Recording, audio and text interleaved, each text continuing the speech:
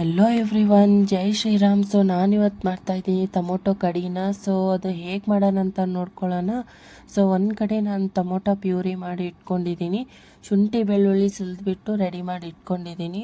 So ಇವಾಗ 1-2 spoon ಎಣ್ಣೆ ಹಾಕ್ಕೊಂಡ್ಬಿಟ್ಟು ಈರುಳ್ಳಿನ ಚೆನ್ನಾಗೆ ಫ್ರೈ ಮಾಡ್ಕೊತಾ ಇದ್ದೀನಿ. ಸೊ ಅದಾದಮೇಲೆ ಅದೇ ಆಯಿಲಲ್ಲಿ ನಾನು ಒಣ ಕೊಬ್ಬರಿಯಲ್ಲಿ ಸಣ್ಣ ಕಟ್ ಮಾಡಿಬಿಟ್ಟು ಸೊ ಅದನ್ನು ಕೂಡ ಫ್ರೈ ಮಾಡ್ಕೊತಾ ಇದ್ದೀನಿ.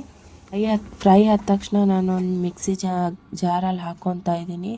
ಅದಾದಮೇಲೆ ಪ್ಯಾನ್ ಇಟ್ಕೊಂಡ್ಬಿಟ್ಟು 2-3 ಸ್ಪೂನು ಎಣ್ಣೆನ ತೊಗೊತಾ ಇದ್ದೀನಿ.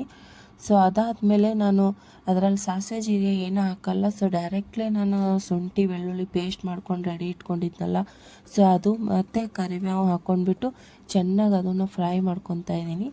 ಅದಾದಮೇಲೆ ನಾನು ಟೊಮೊಟೊನ ಪ್ಯೂರಿ ಮಾಡ್ಕೊಂಡಿದ್ನಲ್ಲ, ಸೊ ಆ ಪ್ಯೂರಿನ ಇದ್ರೊಳಗಡೆ ಹಾಕ್ಕೊಂಡ್ಬಿಟ್ಟು ಸೊ ಇನ್ನೊಂದು ಕಡೆ ನಾನು ಏನು ಎಲ್ಲ ರೆಡಿ ಮಾಡ್ಕೊಂಡಿದ್ನಲ್ಲ, ಈರುಳ್ಳಿ ಮತ್ತು ಒಣ ಕೊಬ್ಬರಿ, ಅದನ್ನು ನಾನು ಗ್ರೇವಿ ಮಾಡ್ಕೊತಾ ಇದ್ದೀನಿ.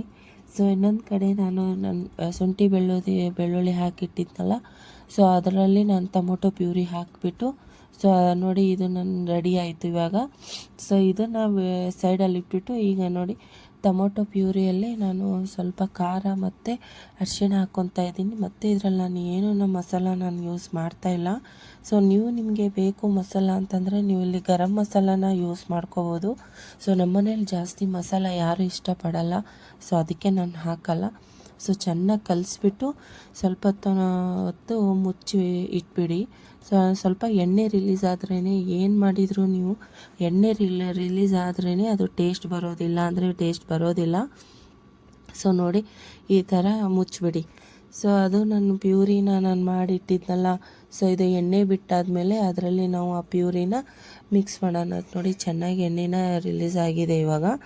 ಸೊ ಇದರಲ್ಲೇ ನಾವು ಇವಾಗ ಅದು ಏನು ಪ್ಯೂರಿನ ರೆಡಿ ಮಾಡಿ ಇಟ್ಟಿದ್ವಲ್ಲ, ಸೊ ಆ ಪ್ಯೂರಿನ ನಾನು ಹಾಕ್ತಾಯಿದ್ದೀನಿ. ಸೊ ಸ್ವಲ್ಪ ಉಪ್ಪು ಹಾಕ್ಕೊಳ್ತಾ ಇದ್ದೀನಿ ರುಚಿಗೆ ತಕ್ಕಂಥ. ಸೊ ಚೆನ್ನಾಗಿ ಮಿಕ್ಸ್ ಮಾಡಿಬಿಟ್ಟು ಸೊ ಮತ್ತೆ ಅದರ ಮೇಲೆ ಮುಚ್ಚಿಬಿಟ್ಟು ಸೊ ಅದು ನಾನು ಪ್ಯೂರಿ ಹಾಕಿದ್ವಲ್ಲ, ಅದು ಪ್ಯೂರಿನೂ ಸ್ವಲ್ಪ ಎಣ್ಣೆ ಬಿಡೋವರೆಗೂ ಅದಕ್ಕೆ ನಾವು ಮುಚ್ಚಿ ಮತ್ತೆ ಇಟ್ಬಿಡೋಣ.